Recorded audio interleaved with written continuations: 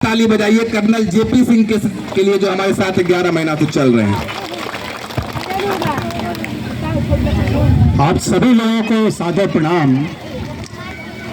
इससे पहले कि हम आपको अपना परिचय दें, अभी बहुत देर से मैं आप लोगों की बात सुन रहा था। तो सबसे पहले एक बात, सभी यहाँ चाची दीदी भैया लोग यहाँ बैठे हुए हैं, एक बात सब लोगों को बहुत साफ होनी चाहिए कि आपके समाज के कुछ नेता जो यहाँ बैठे होंगे, जिनको आप जानते होंगे, वो जरूर यहाँ बैठे हैं, लेकिन जो लोग यहाँ पर बैठे हैं, प्रशांत किशोर जी स्वयं, अभी भैया जो आपसे बात कर रहे थे, विवेक भाई, मैं आपसे बात कर रहा हूँ, इसमें से कोई भी सबसे पहली बात नेता नहीं है।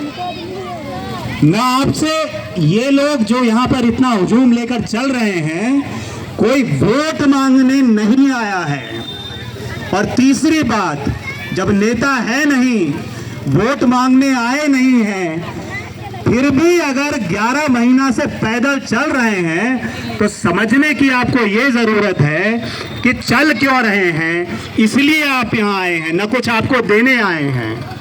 तो इससे पहले हम अपनी बात और आगे बढ़ाएं, अपना परिचय आपको दे देते हैं।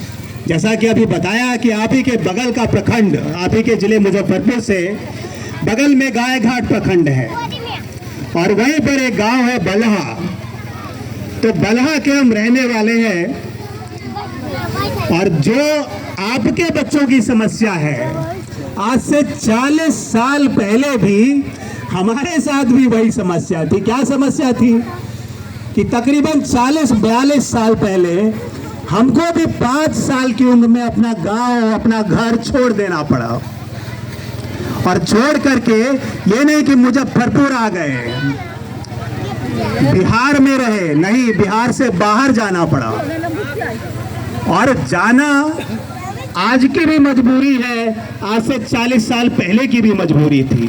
तो देखिए कि समस्या आज की नहीं है, वो तो भगवान की कृपा है कि बाहर निकले, पढ़ाई लिखाई की, तो अब पिछले 21 साल भारतीय सेना में अधिकारी के तौर पर देश की सेवा करने के बाद अभी 15-16 साल चाहते तो और नौकरी कर सकते थे, लेकिन उसके बावजूद यही सब चीजें देखकर और जन स्वराज के बारे में जानकर हम वापस आ गए। तो लोग यही बोलते हैं, आप लोग तो यहाँ पर हैं हर रोज, विवेक भाई कुछ बोल रहे थे, जहां जाते हैं वहां कोई ना कोई मांग करता है कि भाई क्या मिलेगा। लेकिन हमारे पास और हमारे जैसे कई पदयात्री जो यहाँ चल रहे हैं, उनके पास अपने जीवन यापन के लिए उचित संसाधन, उचित व्यवस्था सबके पास है।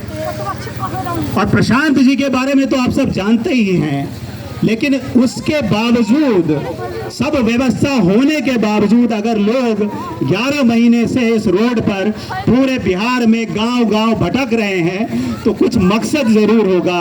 कम से कम इस चीज को अपने दिल दिमाग में बिठाइए। बात यह है कि जो 40 साल की परेशानी है, वो पलक झपकते यहाँ पर बैठकर एक दूसरे को शिकायत करने से नहीं मिटेगी।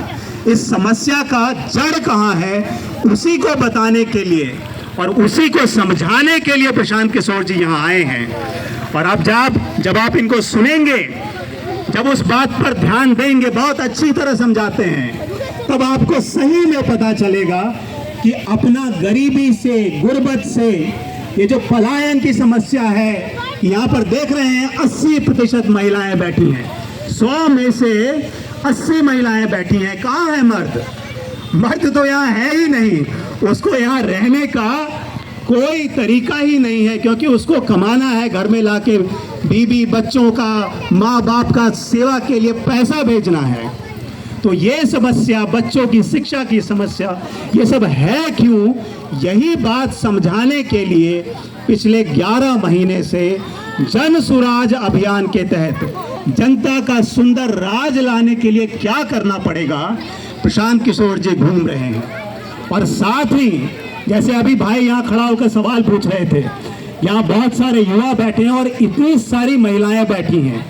इन महिलाओं में ही लोग होंगे जो कि समाज के लिए कुछ करना चाहते हैं, सेवा भाव रखती हैं और साथ में उनमें वो जोश जुनून भी है। तो ऐसे ही लोगों को ढूंढने के लिए पिछले 11 महीने से प्रशांत जी दर दर भटक रहे हैं और ऐसे ही बैठकर ये सारी बातें आपको समझा रहे हैं। तो आपसे अंत में यही गुजारिश है कि इस बात को, प्रशांत जी की बात को तरीके से समझें, जन स्वराज की भावना को समझें और इसको अपना आशीर्वाद दें। बहुत बहुत धन्यवाद। जय बिहार, जय हिंद। बहुत बहुत धन्यवाद कर्नल।